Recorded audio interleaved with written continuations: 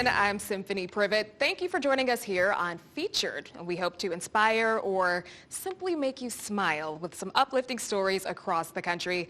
Let's take a trip to a store in Maryland where a manager is backing up snacks with care, not for customers, but for people outside the door. Sean Martinelli gets to the heart of it in Maryland.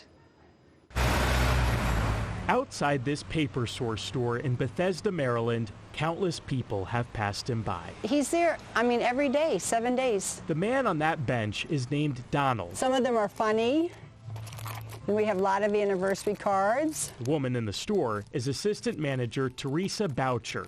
14 years ago, she did something few ever do. Instead of walking past Donald, you decided to stop. Exactly. Hey, Donald. How you doing? Always good to see you, my friend. Her friend. That's how Teresa views Donald. Look at that smile. And it's how people like him see her.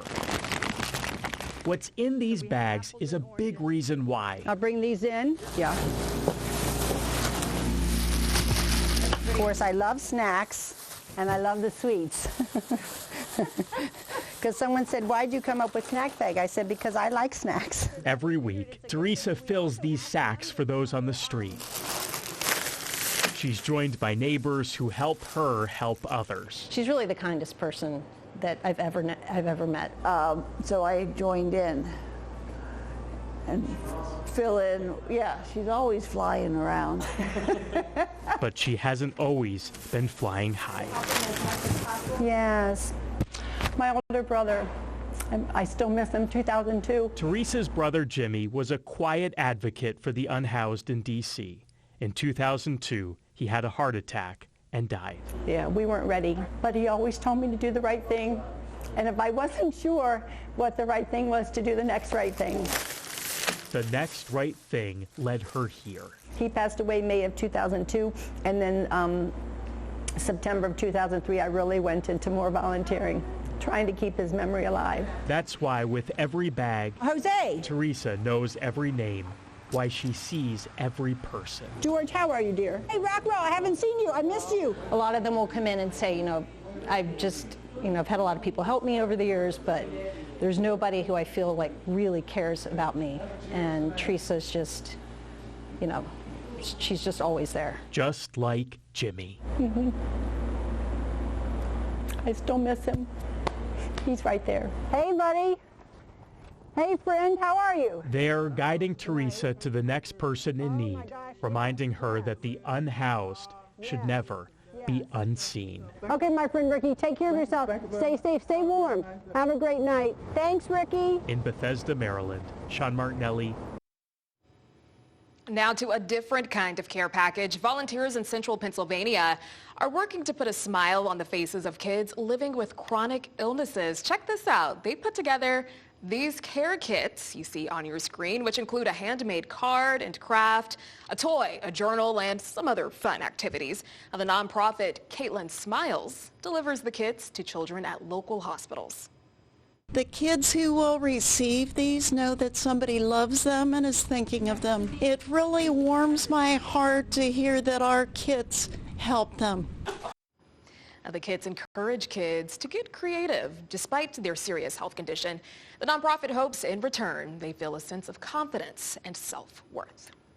Now, Girl Scouts, I used to be one back in the day. They're taught some valuable skills that they can carry with them into adulthood. A 9-year-old girl was able to put her skills to the test when minutes matter most. Mike Bush shows us how even the smallest voice can make the biggest difference.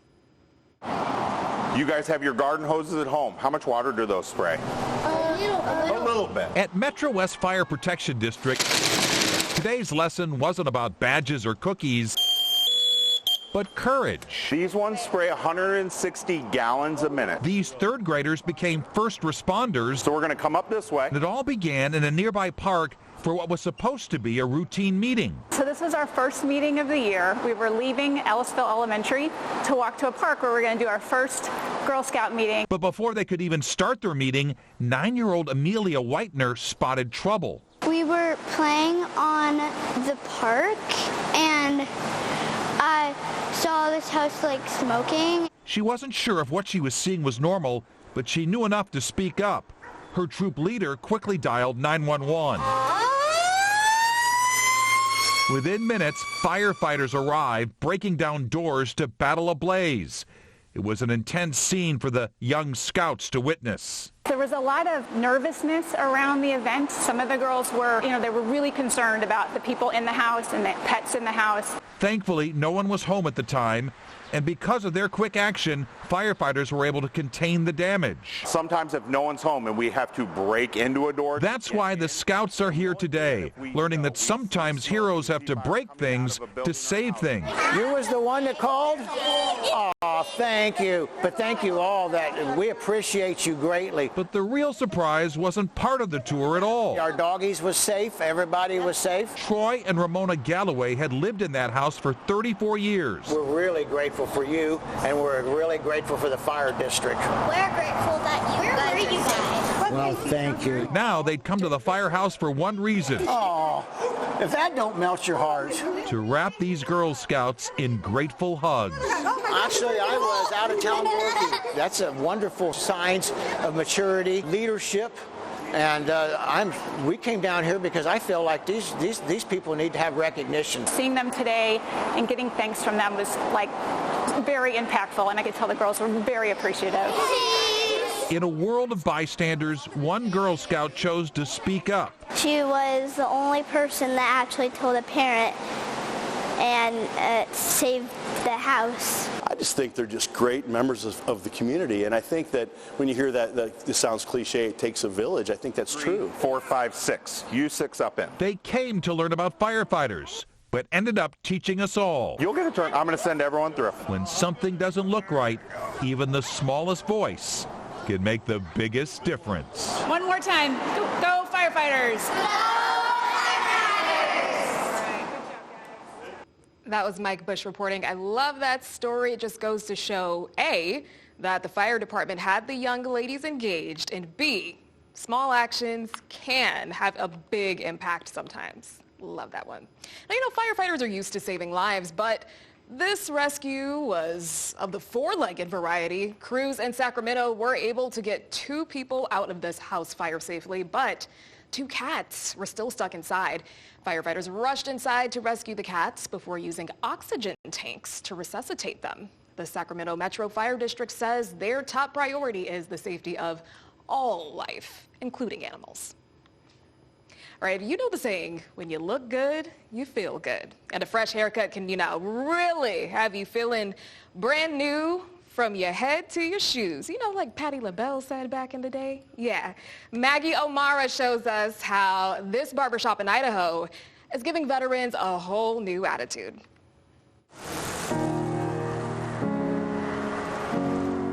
So today we teamed up with the DAV, and we're doing veterans haircuts all day long. Whether you're serving, or whatever it is, we would love to take care of you. Providing haircuts, hot towel shaves, and we're giving it all for free. We've got all our volunteer barbers donating their time, and we're just trying to do something good for the community and for the vets.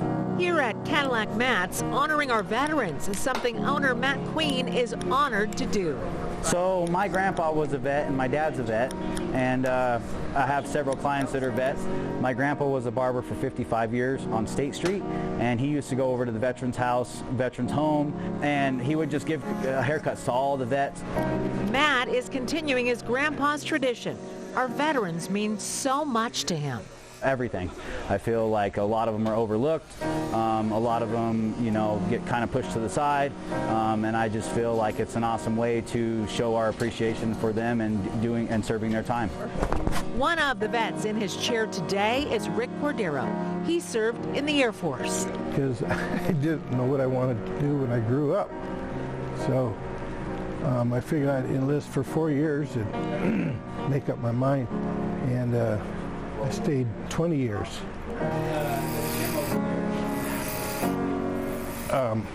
It makes me proud to be a part of a bigger thing. He's happy to see his fellow veterans coming into the shop today. A lot of them have given so much, and it just shows appreciation. Juan Arguello is a fellow barber at Cadillac Matt's. and also a Marine Corps veteran. It helps us give back to the guys that have defended our country. That's something that means a lot to me, is making sure that I'm taking care of our brotherhood. We take care of each other. Matt says this is the least they can do for America's heroes. Yeah, we're just giving back to the community and all of that. I love what I do, and I'll do this till the day I die. That was Maggie O'Mara reporting. Don't go anywhere. We have much more ahead on Featured. It makes her smile. She loves us and we love her. A quick visit to see a grandmother who's getting some love in waves. Plus, representing for the ladies, an art exhibit showcases the expansiveness of what it means to be a woman. And Alexa, play Kendrick Lamar, They Not Like Us, They Not Like Us. That is a banger. Now the hit song doesn't only make you move your feet. If you know how to move your hands the right way, it could help save lives. How the American Heart Association says the song can be useful in a cardiac emergency.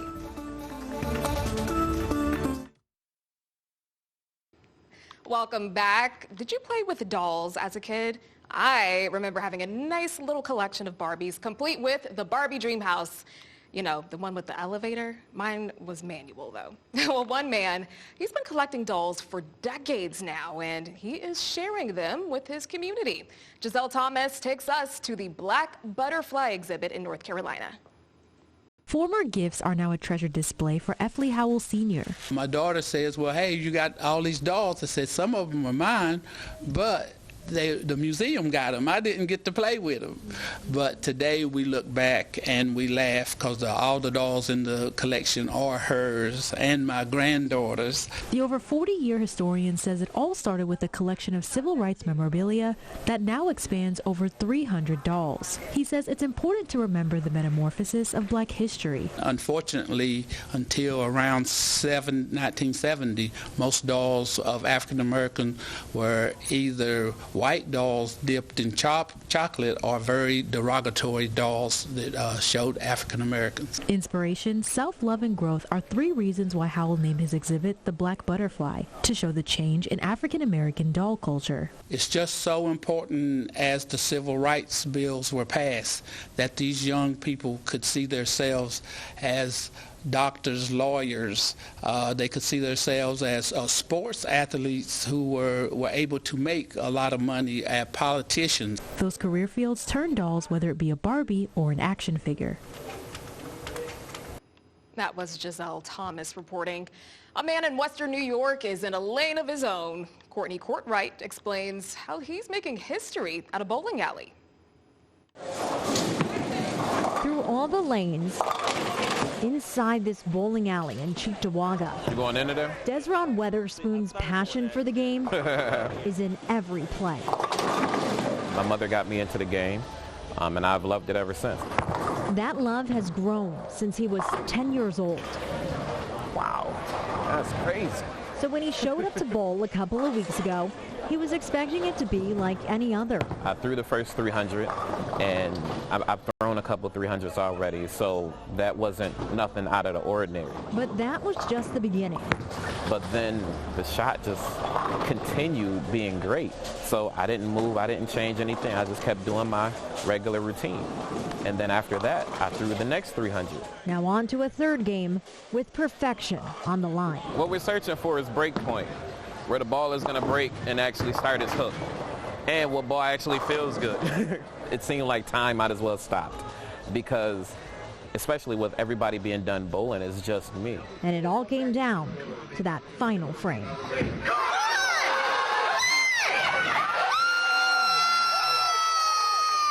To see it actually strike, it was pandemonium. 36 strikes in a row. That's something that doesn't happen often. I'm the 40th certified 900 series bowler. Not right now. Nationally. I'm the second African American that's actually done it. And I'm the first one in our Buffalo, Western New York area that's done it. So it's huge. Don't sweep the leg on me. A moment that's not only about the score, but where skills and dedication align.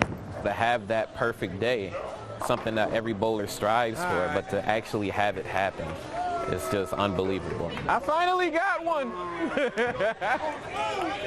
I got one.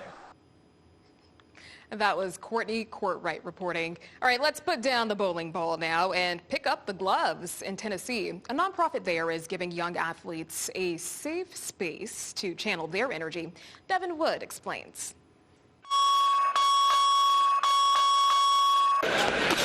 And the discipline that we teach you and that you learn from boxing can be applied in life. 5, 6. Because it's literally being knocked down and get back up. Just like part of life. You're not going to be perfect. You're going to get locked down in life, but you're going to need to get back up. The Elite Performance Foundation is a nonprofit where we use boxing to help kids deal with mental health issues, anger issues, disciplinary issues, and then just instill this boxing, this form of boxing. Kids come to our program for free, so it's our time that we're putting in with them, and for them to go out there and showcase and show their parents, show us what we've been doing and how they take advantage of it. We will really appreciate them. The winner of this match. First of all, I was a trouble youth, you know what I'm saying? In and out of incarcerated, in and out of juvenile facilities. So when I found boxing, it saved my life. So you know what I'm saying? I'm able to give it back, I'm able to train, and I'm able to see it change other people's lives as well. So man, it made me happy, bro.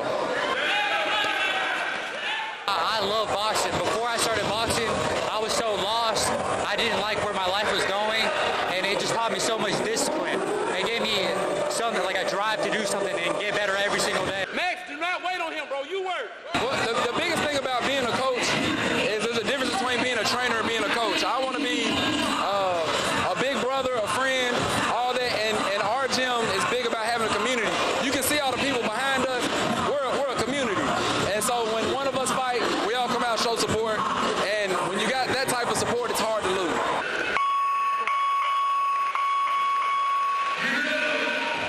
The legislature needs to put more money in community-based organizations like Elite Performance Foundation to help them expand their programming and touch more kids. But also folks in the community who are watching, donate to these organizations, show up to volunteer. I love that story. It is so important for the young people to have someone that they trust to lead them in and out of the ring. Great story. That was Devin Wood reporting. Here's a look at what's ahead. To me, it wasn't a big deal. On paper, it was this guy needs a kidney. A triathlon competitor is going the distance to help a stranger. We'll tell you why he says the decision was an easy one. Plus, who says you need to get dressed up and go out for a good date night? We'll share why a therapist says watching TV could be good for your relationship.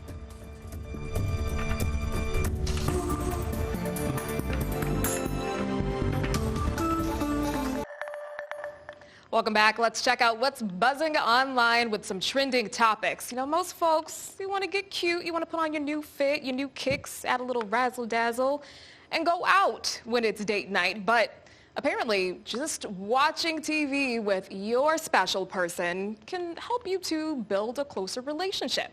All right, let's dive in. So the research shows doing this creates a ritual that allows couples to decompress together without thinking too much. Experts say it's best to set a time with no phones or electronics, other than the show, of course, so you guys can enjoy one-on-one time without the distractions. All right, now speaking of shows or movies, what type of moviegoer are you? Do you like sitting through the trailers? Do you get there early, or you show up a little late just to get to the main event? Well, there is one lawmaker from Connecticut pushing a bill that would require theaters to list separate start times for the previews and the actual film. That's part of the experience. How else are you going to find out about the next Marvel project? Well, he says too many people are caught off guard by the long trailers, leading to disruptions. But the theaters have pushed back, saying, hey, previews are part of the experience. Get this, America could soon be ditching the penny. President Donald Trump is pushing to eliminate the coin because it's more expensive to make than it's worth. Well, nowadays, you can't buy much with a penny. Do you remember penny candy from back in the day? Yeah, I've come across some of those in the deep South. Well, for some folks, that 1 cent holds sentimental memories of simpler times. There were 4 of us, and I don't remember ever, a penny was a special thing. And maybe Mother and Daddy gave us each a penny. Get you a little bag and picked up. If you had 5 cents, you could get 5 pieces of candy. That is right. 5 cents, 5 pieces of candy. Sounds like a deal to me. Well, the penny has been around for centuries. It was first introduced in 1792. Treasury Secretary Scott Bessent is set to stop production of any new ones, but it's unclear if or when the pennies will stop being accepted. Alrighty, now, if you needed help with your runway walk, who would you call? I'd lean on the divas from the 90s, maybe Tyra Banks, yeah, Linda Evangelista, maybe. Well, Thailand reached out to the legendary supermodel Naomi Campbell, the GOAT. There she is. She was asked to use her expertise to transform the country into a hub of global fashion and modeling. Campbell says she is thrilled to share her knowledge and help bring some Thai talent to the global stage. And sticking with fashion, do you ever find yourself saying, man, you know, just they don't make clothes like they used to. They don't last anymore? Well, you're not alone. As fast fashion continues to rise, the quality of your clothing is declining. Ben Thompson connects the dots to find out why. It's not just your imagination. Clothing quality is getting worse. Let's connect the dots. A new report finds major brands are using lower quality fabrics and cutting corners to keep prices down. Experts say fast fashion, overseas competition, and rising costs are all driving the decline. But the efforts are working. Since 2019, overall prices have risen 26%. Food is up 30%, and cars are up 25%. But apparel prices are just 6% higher. The downside is that quality is taking a hit. So how can you spot quality clothing? Experts say check the stitching, check the fabric, and avoid materials that feel too thin. They also warn that expensive brands don't always mean better craftsmanship. However, consumer demand for longer-lasting fashion is growing, so the fashion industry may have to adjust once again. And that is Connecting the Dots. Still ahead on Featured, a community is keeping it local. We find out where a hardware store is that is relatively close-knit. Everybody knows each other out there, and the customers say they are glad they came. Plus, a composer is urging others to never give up. We have a look at how he overcame obstacles to pursue his passion for making music.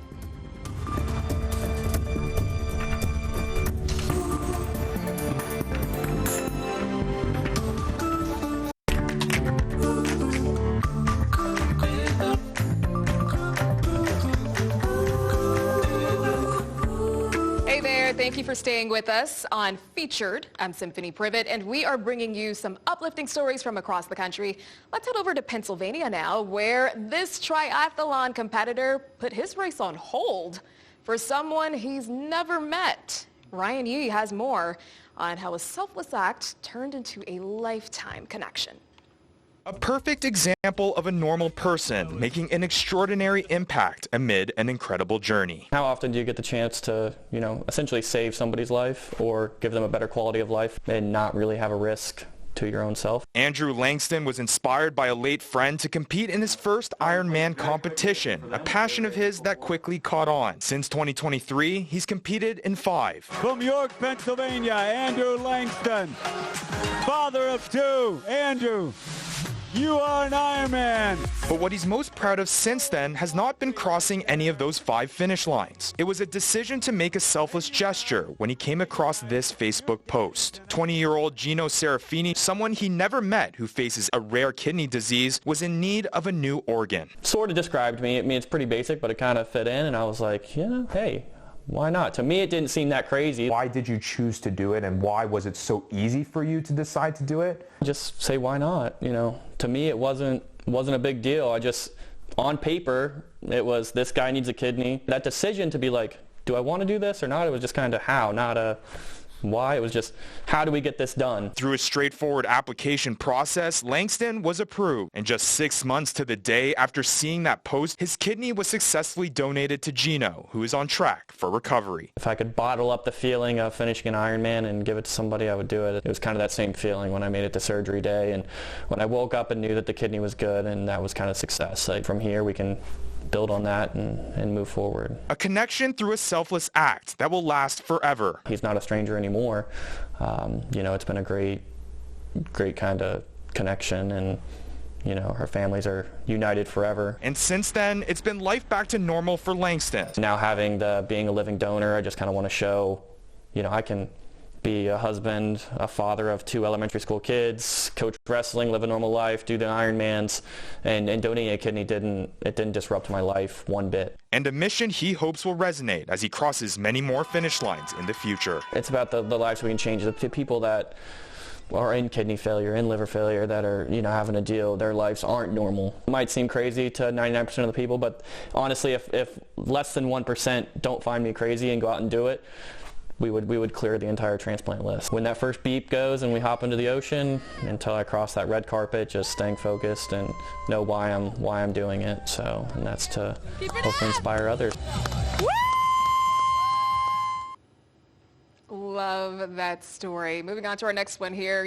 Not all heroes wear capes. Sometimes they drive buses. Check out this dramatic video from Minnesota. It captures the moment a school bus driver narrowly avoids a head-on collision. Kent Erdahl speaks to one passenger who says this moment will haunt her forever. Honestly, I have no idea if I even really thought about what was going on. I just seen the truck coming at me and had to make a maneuver. Dashcam shows what Brian's humble explanation leaves out. It was more than one maneuver that saved at least 9 lives. I didn't even notice that the first time I viewed the video footage, how he actually swerved twice. Had he not done that, it could have been a different accident when he swerved to the left. But as Onamia's superintendent points out, despite how it may have looked on video, this was definitely still an accident. Pretty extensive damage to the bus. I'm glad the bus held up. What don't we see in that video? My bus pairs. You don't see them in the video. Right after it happened, all 3 of them started tending to the kids. Hollered out. I said, is everybody okay? Thank God, everybody was. Becky Dahl's priority was keeping the students calm. And though they're now back in school, she knows it's still a work in progress. It's been okay. For the most part, I've been trying to stay strong for the kids and for Brian. Seeing that semi coming straight at us, it's going to haunt me for a while when I go to look out the window. Do you let yourself think about what could have happened? A lot of times, yeah. Yep, I do it. Kind of made me tear up earlier, so yeah, a lot to think about. But he doesn't think about whether he'll keep doing his job. And I wouldn't trade it for the world. Neither would his passengers. I ain't going nowhere. I trust Brian, and he saved our lives. Wow, that was Kent Erdahl reporting. One high school senior is giving back to the community in a big way. Check this out. It's through an organization called Chords with a Cause. Shannon Taylor has more in South Carolina. I feel that we all will get older, and that if we start right now making a difference, that it'll continue and grow even when you get older. It's a message senior Christina Suarez upholds through her program Chords with a Cause, a program she created last fall at Lexington High School as a way to give back to the community.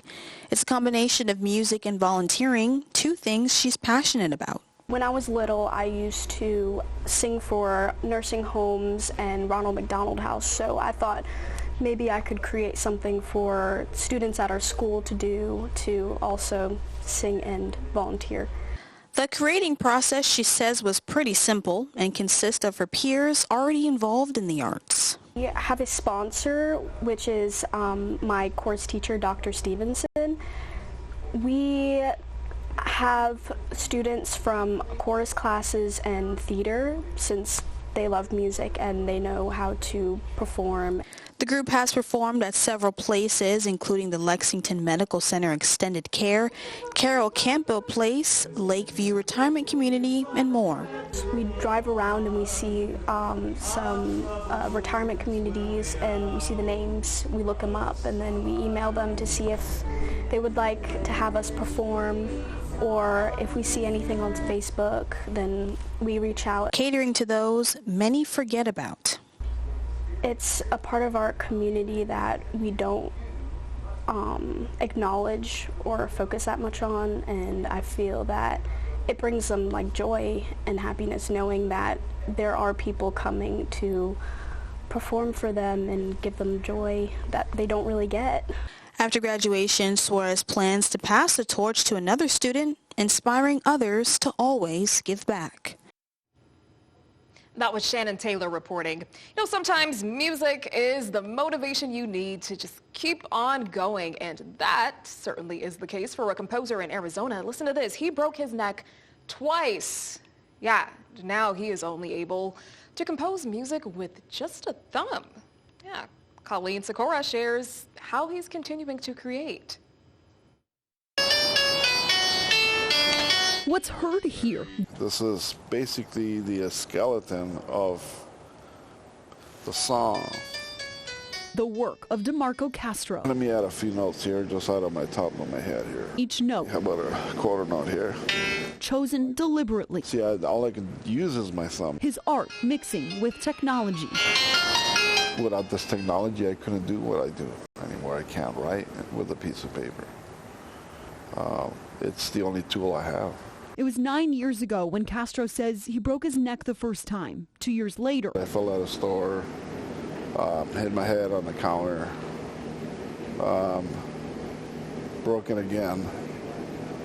This one put me on the wheelchair. Music. I got a piano keyboard at the age of 5, and I could play by ear. A love. It's my life. He used to take on tour. You can't take the musician out of the artist out of somebody, no matter what. Now instead of pen and paper, an iPad and an app. The program that I use is one of the hardest ways of writing music. We'll do a C major chord here. I can't open my hands but this much here. This one I can't open it at all. So basically the thumb is all I use. Now we'll play it back and see if that actually works. Now going to this accident, I'm in tune emotionally more with my soul, and I write better and better music and better music. It's for people to enjoy. Instrumental piano written here. This is the original Toxic Raindrop. Becomes this after his producers work their magic. It's not a skeleton, it's a fuller sound. It just fills me up with joy and happiness that I could share this with everybody. Wanting others who find themselves no longer able to do something they love. Please don't give up. Life is not over. It's a beginning. To keep continuing too. God kept me here for a reason. I think this is it. That was Colleen Sikora reporting. Switching music genres now. Some would say this banger we're about to play was the song of the summer, but it turns out it may also be the right song for saving lives. They not like us. They not like us. They not like us. Kendrick Lamar's hit song, Not Like Us, collected a ton of awards this year, including 5 Grammys. Well, now the American Heart Association says the song has the right tempo, 101 beats per minute, to perform hands-only CPR. How cool is that? Well, the nonprofit recommends that people practice at home with a pillow or a mannequin if you just happen to have one, to the beat of the song, so they are prepared in the event of an emergency. Could you imagine that? Someone rapping the song, but they're doing something good, doing a good deed. All right, moving on here, a Danish artist is transforming trash into larger-than-life sculptures. Get a look at this. For more than 10 years now, Thomas Dambo has built over 155 troll sculptures across 17 countries. Here in the U.S., 37 of those sculptures can be found in 19 states. So here's what he does. He uses local wood and recycled materials in his giant creations. Dambo's next project will be in Iowa, and he hopes it'll encourage folks to get out of the house and explore nature a little bit. I try and make big sculptures and installations that brings people together in experiences that makes us see that our trash is a beautiful thing that should have a better destiny than ending up in our trash cans. Back in 2011, Dambo quit his job to pursue his art full time and follow his mission to waste no more. And today, he says he spends his life showing the world the beauty in trash. Now, poetry can be pretty powerful. If you've ever seen the 1997 hit movie Love Jones, you know exactly what I am talking about. Well, there's a poet in Pennsylvania that's turning her words into visual art to share a powerful message. Ain't I a Woman is a collaborative exhibit by Wanawake Group. It consists of 6 women artists in Lancaster, Pennsylvania. And the art on display is based off a poem by Thundercat, and it is in tribute to the resilience and creativity of women. Thundercat says her poem also shares how unique each woman is. Being a woman isn't just one thing. It's a multitude of things. It doesn't look just one way. It can look any multitude of ways. Alrighty, now that's some incredible work there. Thundercat says the exhibit includes diverse mediums and techniques to reflect varied perspectives of the artists involved. All right, here's a little sample of a poem based off the art in the exhibit. I got to channel my inner Maya Angelou for this one. Though I'm not glitter-coated and wrapped in pink lace, I still make home feel like home. Ain't I a woman? I hope I would have made her proud. All right, now here's what you can look forward to ahead. Let's not worry about, who's mad at who down the street or what political issues are going on. Why, she says it's the goofy stuff in life that matters. Hey, I agree. Tell you how she's using 2 giraffes to spread some joy in her neighborhood.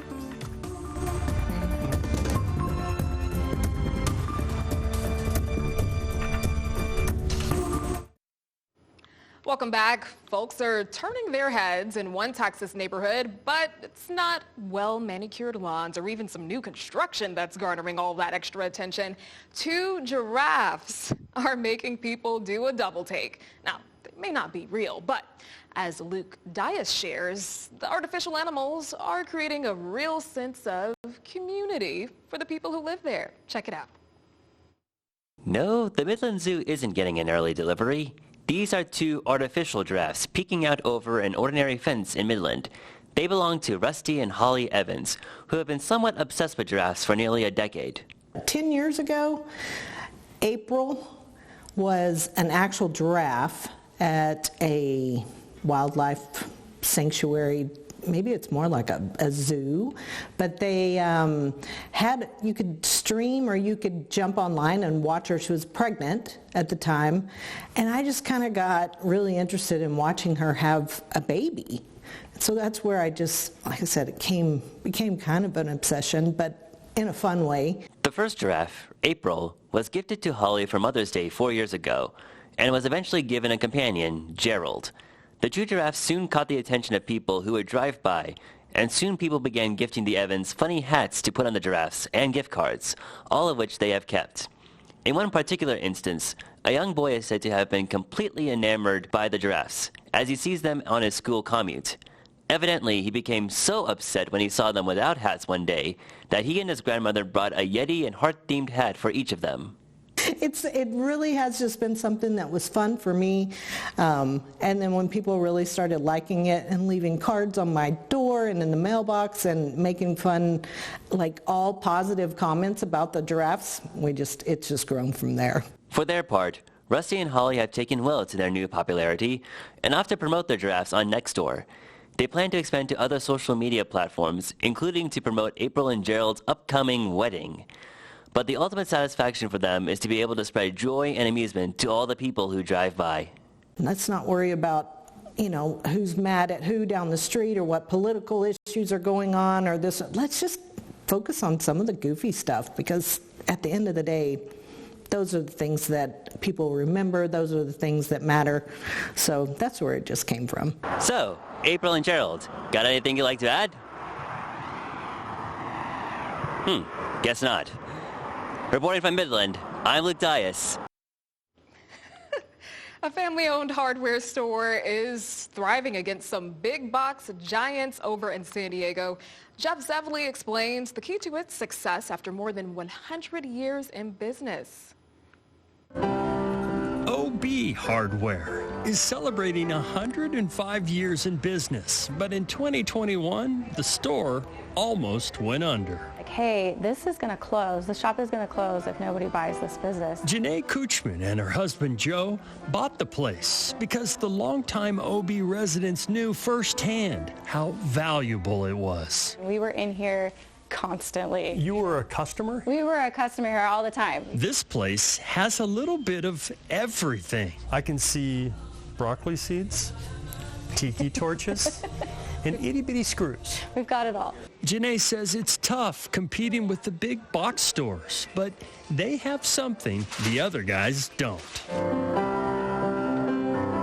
Customers like John Tafoya often play a tune or two between shopping for paint and shovels. Eli Jones from Essential Plumbing loves to keep it local. I'm a mom and pop company. I've had my own plumbing company for 25 years.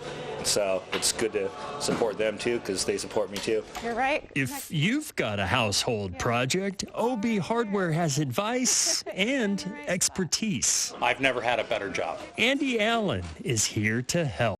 I've helped people do the most rudimentary things and they think it's like the best thing ever. And they like try, they're like, do you have a Venmo so I can tip you? And I'm just like, no, this is just what we do.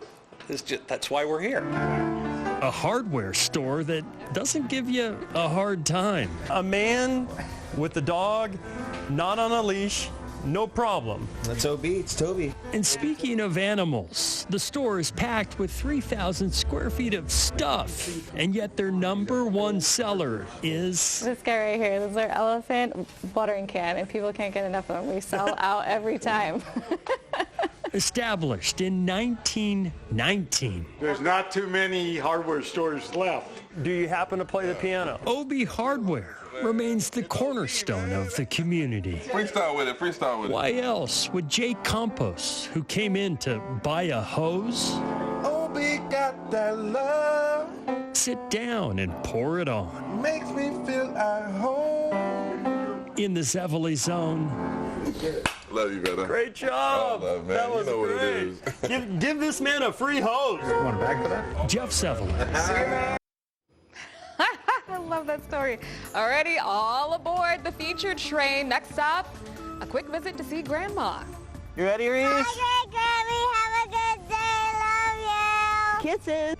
Oh, I love my grannies too. A drive-by hello that is filled with so much love. We take you on a morning ritual that starts with hello.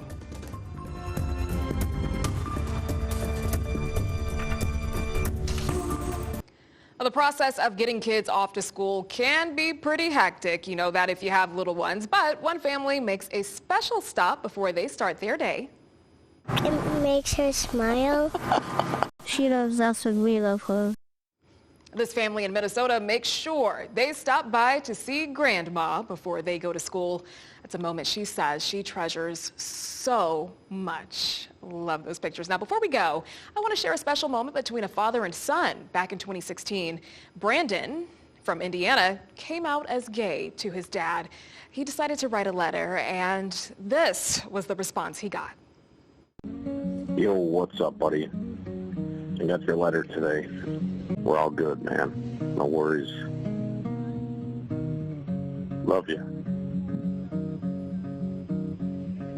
Oh, that's great. Brandon shared this message on TikTok, and of course, it went viral. He says by posting this private moment, he hopes to inspire others who may find themselves in a similar situation. And in the famous words of the Beatles, all you need is love. Now that's it for Featured. I hope you found something that inspired you or simply made you smile. Until next time, make it a great one.